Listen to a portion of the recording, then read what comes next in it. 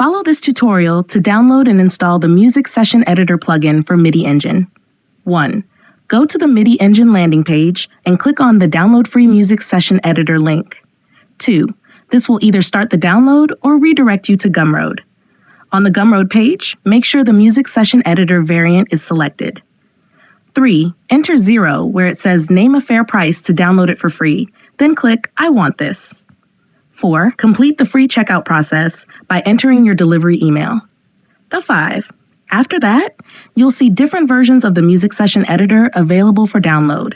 Choose the version that matches your target Unreal Engine version. Now let's install the Music Session Editor. Copy the downloaded zip file to your engine's plugins folder. For example, on my system, the directory is Epic Games UE5.4 engine plugin/marketplace. If you don't have a marketplace folder, you can create one. Once copied, extract the zip file in this location. That's it. You can now delete the zip file.